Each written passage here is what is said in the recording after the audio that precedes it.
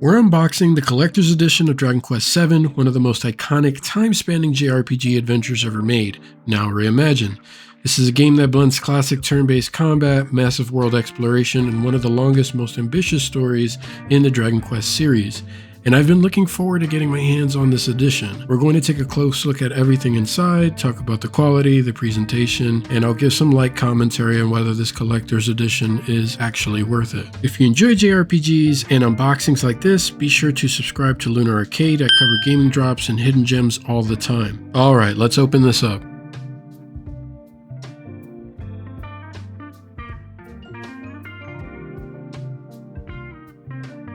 So this is actually my first ever slime. I had never actually got one of these before. The quality feels really good and the plush is a lot bigger than I thought it would be. On the back they actually have the Dragon Quest Reimagined logo.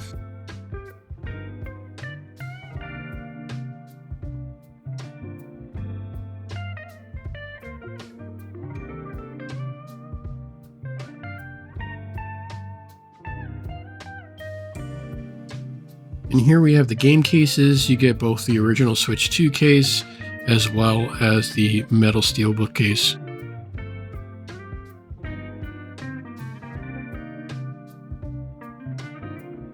Now I am a sucker for steelbook cases, and I really like this one because it actually has a textured front, but this is actually the back of it. This is the front where you see the slimes. It's textured, but let's see what else we got in here. I am grateful for the extra padding because I've gotten some of these where the boxes have been banged up. And now for the main reveal.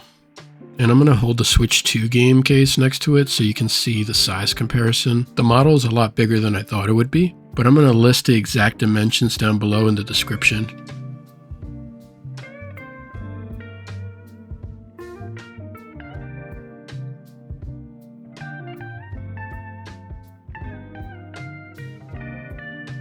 And I have to say, this thing has some heft to it, which I'm really happy because I thought it would be more cheap. I was taking a gamble because I thought this looked cool and I was hoping that it would actually be good quality when I get it. And I am glad to say that this does feel like good quality in terms of heft, weight, how it actually feels in your hand. So overall, I'm really happy with the quality. And for you artists out there, I'm sure you could take this apart and add a better paint job to it. So the fake cork is really in there, but I'm sure it could be taken out. You can kind of see the seam between the fake glass here. But even though it's plastic, it actually has a lot of weight to it. This does not feel like a cheap $20 plastic toy, if that makes sense, which I'm happy about. And I just put it on this rotating board so you guys could take a look at every angle, look at all the details. I'm really happy with how the water looks. There's a lot of detail there, and the monsters. The character faces could be better, but it's usually harder when they're mass producing these, and they only have so much room to work with these little plastics, but I'm sure more money could be spent to make them look even better. And again, for those pro artists out there, I would love to see them actually take this apart, do a better paint job on them, even add like a cell shade, because I've seen some people do some cell shade custom artwork on some older models and stuff like that, which I think is really cool. Or if there's anyone watching who offers those kinds of paint jobs as a service, I would love to send them this. That would be awesome to actually make it look even cooler. Square Enix is known for expensive collector's editions, but not all of them seem worth it to me. A lot of times they were, just digital DLC and like a small figurine. But when I actually checked out the measurements of this thing online, I was thinking, oh, okay, maybe it's actually a reasonable size. And then I went for it. This actually costed about $250, but with shipping and all that, it could easily get over $300 depending on where you live. So that's just something to be wary of. I'm very picky when it comes to my collector's editions. Again, I'm not sponsored or anything. I'm not getting any of this stuff for free. So I like to be very frugal with the types of collector's editions I actually go for. But I'm a big Dragon Quest fan, so I went for this one. And I'm actually really happy with it. I know I'm happy because I don't have any buyer's remorse. I don't know about you guys, but I have spent money on collector's editions where I will actually buy something, get it in person, and then I feel regret. Another cool little detail is that the ocean water under the boat actually lights up under a black light. That's this on my shelf, so you can kind of see it. I thought it looked cool, so I wanted to share that. Cool little useful detail for anyone with a black light.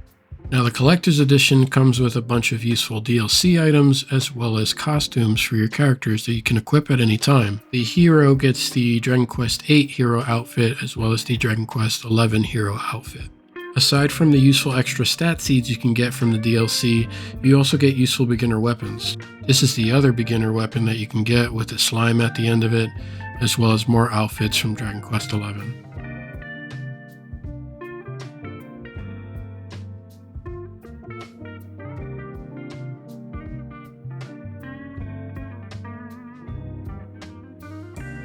And this final dress is actually from pre-ordering the game. It's not actually included in the normal DLC.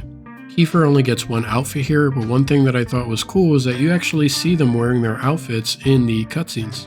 Just like you see here with Kiefer wearing the outfit. I'm sure they won't be wearing it if it's one of the CGI generated cutscenes, but I'm very happy they at least wear their outfits in the normal cutscenes you're going to get throughout the game. So compared to other collector's editions, I am actually really happy and do recommend this one if you can get your hands on it. It's a good showpiece to put on a bookshelf somewhere or any other shelf that you display your stuff. I've never had a ship in a bottle before, but it's cool to actually have my first one be a Dragon Quest themed. But alright guys, that's the unboxing. Be sure to watch my overview of this game because I highly recommend it. You can watch the overview by clicking the link above. Be sure to play my game review playlist so you can see reviews on other games, and be sure to like, share, and subscribe as it helps the channel grow. I really appreciate it. Thank you guys for watching. This is Lunar, signing off.